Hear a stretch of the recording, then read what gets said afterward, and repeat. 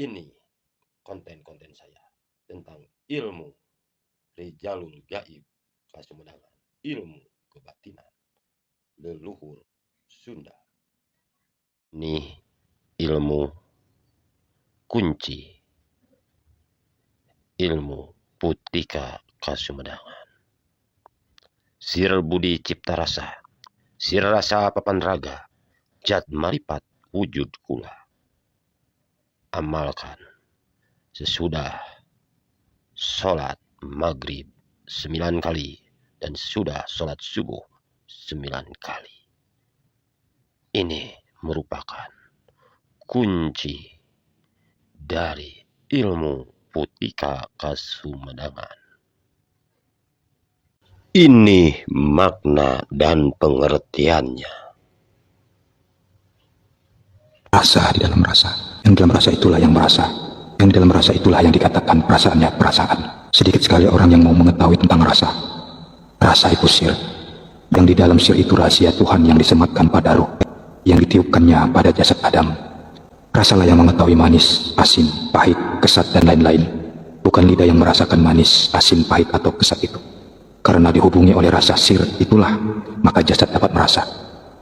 Islam itu artinya selamat johir batin. Islam itu diturunkan untuk menyempurnakan akhlak manusia. Akhlak yang utama tentu beradab di hadirat Allah, bukan beradab di hadapan manusia. Akhlakul karimah yang utama itu beradab di hadirat Allah, bukan beradab di hadapan manusia, hanya agar tetap dikata orang soleh, orang sabar, orang juhud, orang tawaduk, orang berakhlak. Maka dalam hubungannya dengan rasa, utamakanlah rasa ini terhubung terus dengan Allah, bukan dengan akhlak. Islam itu artinya selamat johir batin. Apa yang diketahui oleh rasa, kebenarannya jangan dibelokkan oleh mulut. Dengan sir kamu mengetahui letak kelalaian seorang soleh. Jangan lalu kamu membenarkan pikiran dan pendapat orang itu hanya sekedar menjaga akhlak. Itu namanya kamu beradab di hadapan manusia, tetapi tidak beradab di hadirat Allah.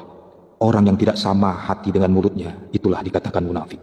Orang yang menerima kebenaran di hatinya, tetapi jasadnya menampik karena gengsi, itulah dikatakan fasik.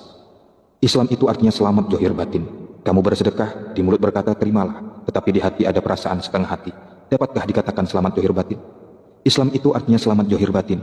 Kamu tahu jasad bergerak mencari nafkah untuk menafkahi itu ibadah, tetapi selama mencari nafkah pikir dan rasamu terarah pada uang dan keuntungan, dapatkah dikatakan selamat johir batin? Islam itu artinya selamat johir batin. Dalam beribadah, nafsu itu keinginannya terarah pada surga, pahala, dan fadilah-fadilah amal. Lupa dengan pemilik surga, lupa dengan pemberi pahala dan fadilah. Dapatkah dikatakan selamat johir batin? Islam itu artinya selamat johir batin. Tentulah rasa mesti berhubungan terus dengan Allah. Dengan begitu, dapatlah kamu merasakan ketuhanan Allah. Kalau merasa terus dengan Allah, mana ada lagi keinginan dengan surga? Maka orang-orang tauhid dalam beribadah tidak ada dengan menginginkan surga, karena keinginan itu nafsu. Kalau manusia merasa terus dengan Allah, itulah dikatakan Allah dengan Allah. Oleh sebab itu, rasa mesti berhubungan terus dengan Allah. Johir batin berhubungan terus dengan Allah. Selamatlah, maka Islam itu selamat. Sedikit orang yang mengetahui bahwa ruhlah yang mengetahui Tuhan. Sedikit orang yang mengetahui bahwa Allah hubungkan ruh itu dengan jasad. Sebab itulah banyak yang berpikir dan merasa bahwa yang bersifat mati atau jasad ini yang hidup. Lupa bahwa yang bersifat hidup atau ruh itulah yang hidup. Sadarlah hati pada Allah. Siapa yang mengatur berdiri, rukuk, dan sujudmu itu? Tentulah Allah.